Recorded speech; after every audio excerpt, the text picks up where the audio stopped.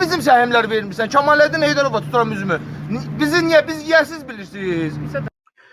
Bu videonu, insanların etirazını az sonra sizə göstərəcəm. Deyirlər, Kemaləddin Heydərov Fövqəladə Hallar Naziri çörək verən nazirdir.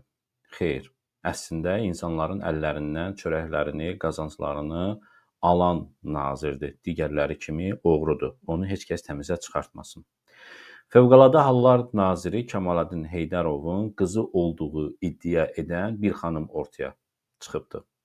Xahiş edirəm videonu sona qədər izləyin, bəyənin, paylaşın ki, daha çox insan izləsin.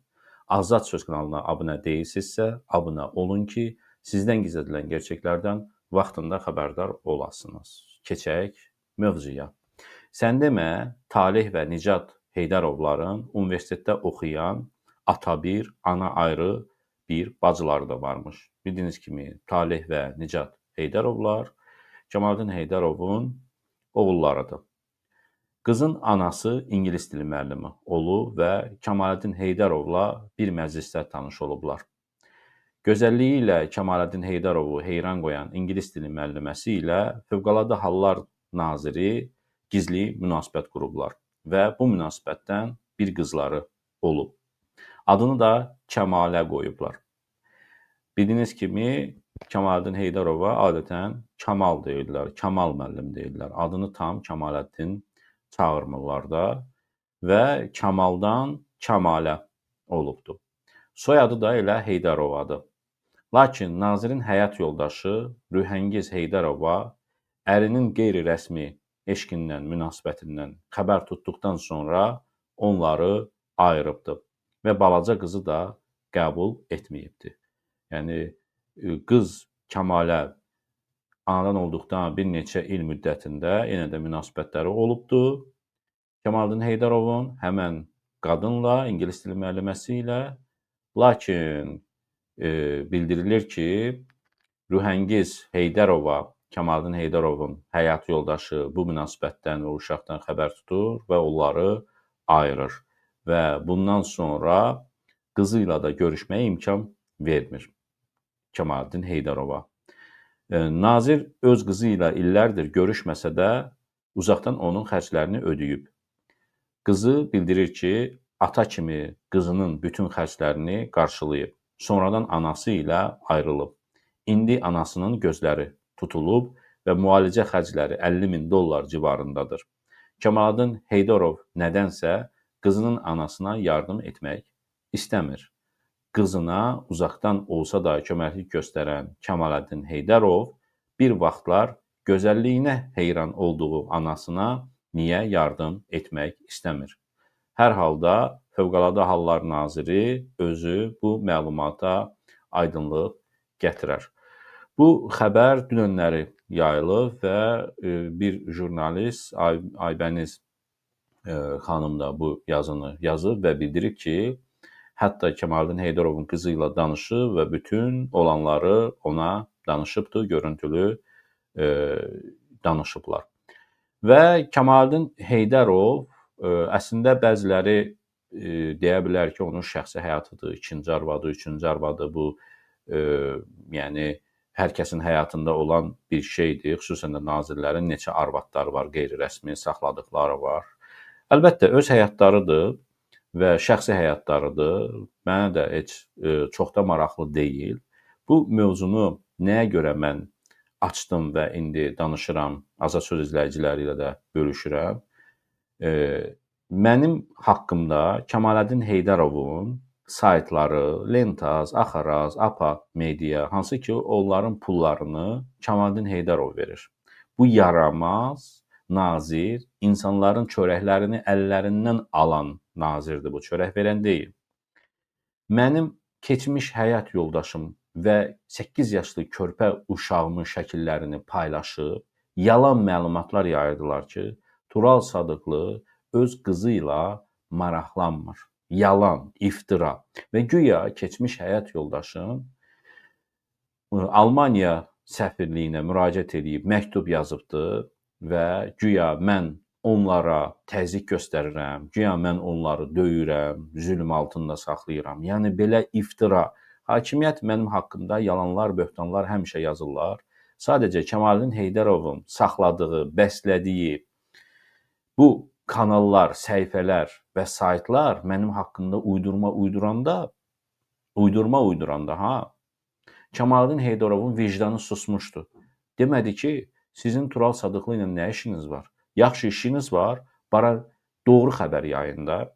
Yəni niyə məndən mövqe almadınız? Deyək ki, mən nə vətən xaini demisiniz, cinayətkar adımı qoymusunuz, hə? Sizin yalanlarınızı, sizin oğurluqlarınızı, cinayətlərinizi ifşa etdiyim üçün. Bəs yaxşı, zəng edərdiniz keçmiş həyat yoldaşıma, deyərdiniz ki, bu xəbərlər düzdürmü? Siz Almaniya səfirinə müraciət etmisinizmi? Tural Sadıqlı sizə təzyiqlər, zorakılıqlarımı göstərir. Öz qızına zorakılığımı göstərir. Nə yaramaz, nə utanmaz adamlarsınız, nə həyasız, nə şərəfsiz adamlarsınız. İnsanların uşaqlarının, körpələrinin şəkillərini paylaşırsınız. Mən sizin körpənizin lap doğru olsa belə şəklini paylaşıb sizi övladlarınızla, kiçik yaşlı övladlarınızla heç vurmuşammı? Mən özümə bunu yaraşdırmamışam ki, sizin 7, 8, 9 yaşında uşaqlarınızı paylaşım mən. Yetkinlik yaşına çatar, 18 yaşından yuxarı olar. Məsəl üçün Elman Nəsirovun qızı, heç bir şey də demədim. Onun olan özünün çıxışını paylaşdım mən. Dedim ki, Elman Nəsirovun qızı fəryad edir. Amma 18 yaşından aşağı yetkinlik yaşına çatmayan uşaqların şəkillərini paylaşıb və yalanlarla, iftiralarla bu sizin şərəfsizliyinizi göstərir. Kemaləddin Heydərov, sən də yaramaz və şərəfsiz nazirsən. Təkcə mən bu barədə mənim dediklərimdən ibarət deyil onun yaramazlığı. O, görün, insanların çörəklərini əllərindən necə alıb. İndi videonun əvvəlində göstərdiyim insanların Kemaləddin Heydərova etiraza çıxması videosunu indi göstərəcəm. Amma o videoya da keçmədən öncə başqa bir xəbər də əlbəttə ki olacaqdır. Kemaləddin Heydərov Ramiz Mehdiyevə Xızıda bax bu ekranda gördüyünüz peykdən çəkilmiş şəkli Azad Söz kanalında ilk dəfə yayımlanır. Ramiz Mehdiyevə tikib, hədiyyə edib böyük sahələrdə. Böyük torpaq sahəsini alıb Ramiz Mehdiyevə tikib. İndi o barədə də oxuyacağam. Amma indi Kemaləddin Heydərovun şərəfsiz və yaramaz nazir olması barədə elə millətimiz qan ağlayırdı onun əlindən. Vermirsən Kemaləddin Heydərova tuturam üzümü. Bizi niyə biz yersiz bilirsiniz? Bizə də lazım. Biz insan deyilik. Niyə ac qoydunuz bu qədər cəmaatı? Milyon qazanmısınız. Buna hamı bilir ki siz buradan milyon qazanmısınız. Niyə cəmaatı çörəksiz qoyursunuz? Niyə cəmaatı çörəklə imtahana çəkirsiniz? Yığışırıq, dağılışırıq. Oturmuşsunuz evinizdə, üstü yorğanınızda, üstü yerinizdə oturmuşsunuz. Hamısı xəstə adamlardır. Mənim evdə xəstə anam var, valideynim var. Sizinki valideyndir, bizimki valideyn deyil. Sizinki evladdır, bizimki evlad deyil. Siz ailə başçısı olursunuz, biz ailə başçısı ola bilmərik. Sizinki də evdə çörək yeyir da. Ya olmaz belə, bəs sirin belə. Prezidentin də üstünə qaldıran cəmaatı qaldıran sizin kimi məmurlardır. Onların üstünə qalxırsan olardı. Milyonlarla pul yemişsiniz burada. Milyonlarla pul yemişsiniz. İlk dəfə bu faktı açıqlayıram. Kemaləddin Heydərov şəxsən mənə pul təklif edib ki, onun haqqında videolar çəkməyim. Və dedim ki, sənin şərəfsizliyini ifşa etməkdə davam edəcəm. Sənin çirkli-kirli pulların mənə lazım deyil. Almaniyada yaşayan bir Alman vətəndaşı, Azərbaycan əsilli bir şəxsin əli ilə bu xəbəri mənə çatdırıbdı. Bu barədə də məlumatı əvvəllər əslində üstü örtülü vermişəm. Kemaləddin Heydərova da sözümü çatdırmışam. Açıqda da bu barədə danışmışam da. Hər gün də buna video və çıxış həsr edəsi deyiləm ki. Gördüyünüz kimi bu insanlar ucarda yaşayır və Kemaləddin Heydərov bunların səhmlərini, zavoddakı səhmlərini əllərindən alıb, belə çökübdür zavoda və bunların da pullarını mənimsəyibdir. Özü haram çörək yeyir, övladlarına da haram çörək yedizdirir. Güya vətən qeyrəti çəkən olmuşlar 2020-də prezidentə video çəkib paylaşmışlar. 2 oğlu ki, Talehlə Nicat. Bəs biz də müharibə olsun gedərik. Çaqqallar, niyə getmədiniz? Yaramazlar. Niyə getmədiniz siz? Niyə getmədiniz? Yalandan nə kişilik nümunəsi göstərirdiniz? Giriblər Leyla və Arzu Əliyevanın, xüsusilə də Leyla Əliyevanın tumanının altına və onların himayəsində özlərini qoruyurlar. O Cahan Holding var idi. Mən sənədlərini də keçən dəfə göstərmişdim. Cahan Holding elə Leyla və Arzu Əliyevaya məxsus idi. Dubayda yerləşən Şamsal Səhra və Əl Sahra şirkətlərinin menecerləri olublar. Yəni, tulaları olubdu Leyla ilə Arzunun. Tumanların altında gizlənirlər hər iki övladı. Əlqərəz. Bu insanların səhmlərini qaytardınmı Kəmaləddin Heydərov? Budur çörək verən nazir. Çörək əllərindən alandı bu.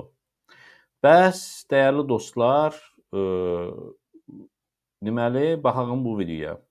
Əvvəlcə bu videoya baxalım. Qəbələdə Ramiz Mehdiyevin villası.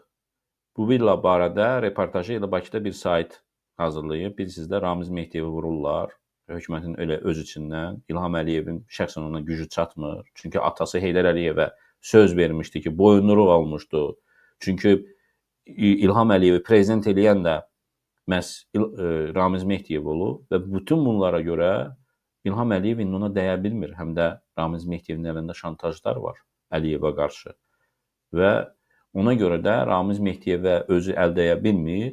Belə medialar vasitəsilə təzyiq göstərir ki, Ramiz Mehdiyev dövlətdə o yeyinti pullardan, rüşvət pullarından, atqat pullarından Ramiz Mehdiyevə çatan pulları dayandırsın. Deyir ki, Ramiz Mehdiyev bəsdir daha, Ramiz də dirəşibdir. Deyir, təslim olmayacam. Əliyevin də tək başına gücü çatmır. Mən sizə gerçəkləri deyirəm. Nə olsun ki, Azərbaycanda ən güclü adam İlham Əliyevdir, amma onun da bəzən ehtiyat etdiyi məsələlər var. Çünki keçmişi təmiz deyil axı ölkə başçımızın. Təəssüf belədir, dəyərli Azərbaycanlılar. Baxın, Ramiz Mehdiyevin villası. Bu villanı Qəbələdə Kəmaləddin Heydərov tikib ona verdiyi bildirilir. Bildiniz ki, Qəbələ şimal zonası Kəmaləddin Heydarovun kuratorluğunda idi. Amma Kəmaləddin Heydərov bu günləri açıqlama verib, bildirib ki, mən Ramiz Mehdiyevə Qəbələdə nə villa vermişəm, nə də heç bir şey. Bu sözlərə inanmayın. Amma çox dəqiq bir məlumatı az sonra, bu videodan sonra paylaşacağım sizinlə. Bura prezident administrasiyasının sabiq rəhbəri Ramiz Mehdiyevin dəbdəbəli villasıdır. Bunu Kəmaləddin Heydərov tikib verib ona. Statinfonun əldə etdiyi məlumata görə Qəbələnin mərkəzində, dağın ətəyində sıx meşəlikdə yerləşən bu villa kənardan balaca görünsə də əslində rayondakı ən böyük villadır. Ətrafında isə sabiq məmurlara məxsus bir neçə villa var. Ətrafı hündür Orada Kəmaləddin Heydarovun özünün də villası var. ağaclarla o qədər sıx örülüb ki, kənardan aydın görüntüsünü əldə etməkdə çətinlik çəkdik. Sadəcə olaraq, indi Azərbaycanda sadəcə Ramiz Mehdiyevin əleyhində belə kompromatlar toplayıb yayımlamaq tapşırığı verilibdir. Kəmaləddinə hələ deyirlər, əl dəyməyin. Biz də Azərbaycandakı yaltaq tapşırıq əsasında işləyən mediada deyilik. Müstəqil mediyayıq və hamını vururuq. Əli harama, çirkaba, cinayətə batmış hər kəsi vurmaqla məşğuluq. Çünki xalqa qənim kəsib bu şərəfsizlər. Villaya getmək üçün nəzarət postu qoyulub. Həmin postdan yalnız Mehdiyevin ailə üzvləri və villada çalışan işçilər keçə bilər.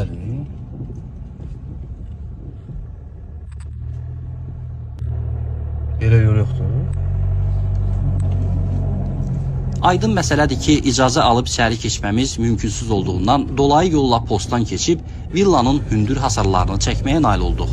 Təqribən 200 metr irəliyib dağın ətəyi ilə yuxarı qalxdıq.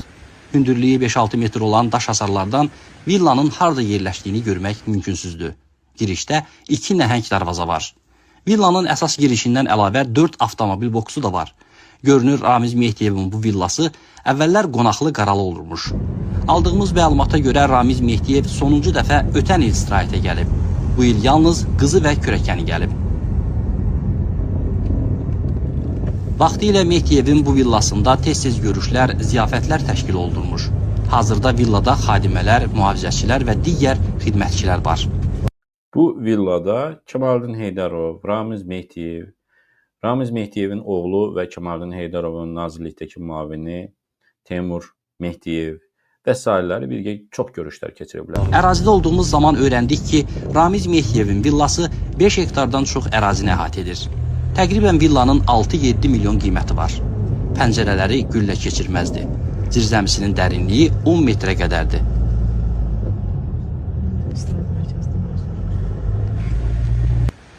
Məlumata görə villa dağın ən ucqar nöqtəsindən belə mühafizə olunur.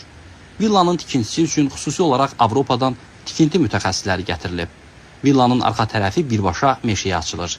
Bu səbəbdən də meşəyə qalxmaq üçün olan yol dəmir şlaqbaumla bağlanıb. Buradan da bağlayıblar, fikir verirsə. Buradan icazə yoxdur, yəni o tərəfə getməyə artıq. Buranı bağlayıblar, yəni özəlləşdirilib. 5 mərtəbədən ibarət villa meşənin dərinliyinə doğru inşa olunduğundan hasardan görünmür. Qəbələ sakinləri arasında bu məşhur villanı tanımayan çətin tapılar. Bu sayt Kemalettin Heydarovun adını çəkə bilmir. Reallıq Bakıda olan media reallığıdır. Bu ekranda gördüyünüz villa və böyük torpaq sahəsində 2 villadır. Biri bəlkə də bilmirəm indi nədirsə. 2 dənə villadır, fərqli tipdə villadır. Biri görsənir ki 3 mərtəbədir, biri 1 ya 2 mərtəbədir.